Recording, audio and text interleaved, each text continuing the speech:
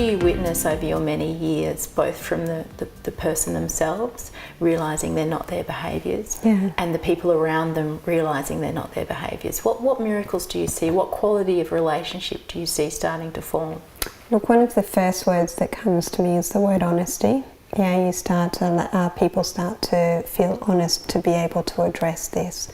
However, at the same time, you've got to understand that that's a massive roadblock. Yeah, because that parent themselves was raised in a way that they were judged on their own doing. Why? Because they were raised by parents themselves that were judged on their own doing.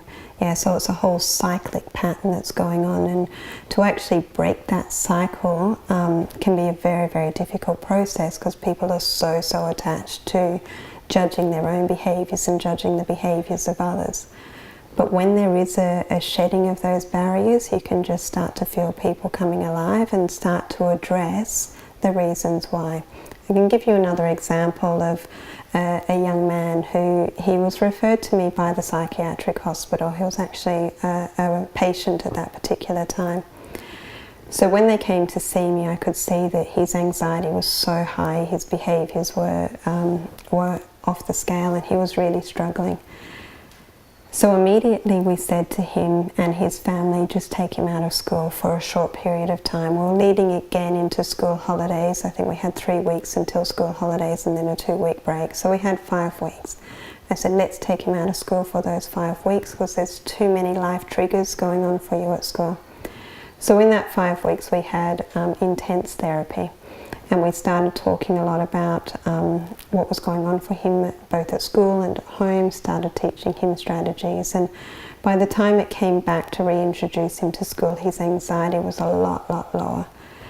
But I said to him, buddy, you're going back into this place where there's going to be a lot of triggers. And I said, it's guaranteed that you're going to use unwanted behaviours.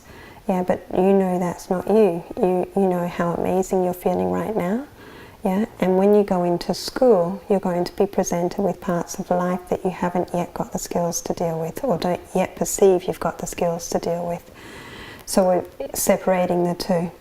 So I said, you are going to make mistakes, yeah, but I want to know about those mistakes. So anyway, 2 or 3 weeks later, he comes in to me and he goes, Tan, I did a massive whoops today. Like what we teach at Fabic is whoops is one of our favourite words. So he said, I did a massive whoops. And I said, did you, mate? What happened? And he said, well, I punched another kid in the face. And I said, yeah, it's a massive whoops, but what happened?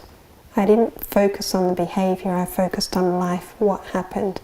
And he said, well, there was a relief teacher that morning and I wasn't expecting that. And then we had photos throughout the day, so our routine got changed throughout the day. Then we were playing soccer at morning tea time and the bell rang earlier than it was supposed to. But I was just about to kick a goal, and if I kicked the goal, we would have won the game, and so we actually lost the game. And as we were walking off, one of the other kids took my hat and called me a loser and ran off. So I punched him in the face. And I went, well, I can understand that. It's not okay. That behaviour is not acceptable. But from my perspective, I went, okay, he hasn't yet developed the skills to deal with a relief teacher. He hasn't yet developed the skills to deal with being called a loser and changing routine and all of those things. So that incident said to me, great, these are the parts of life that we need to support you to develop the skills because they're going to happen again and again and again. So the behaviour was never the focus. The reasons why the behaviour happened became the focus, and we go, okay.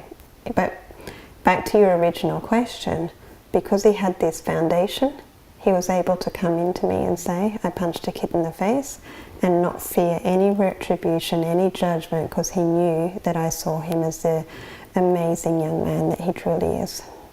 So that's the honesty that you say can come. Correct. Therefore, with the honesty, behaviours can actually be addressed rather than denied or feeling shame. Yeah. But what you've formed with that young man is that confirmation of who he is on the inside. Yes, absolutely. And as you introduce the concept, we always say at Fabic is honesty without judgment is one of the only ways to heal.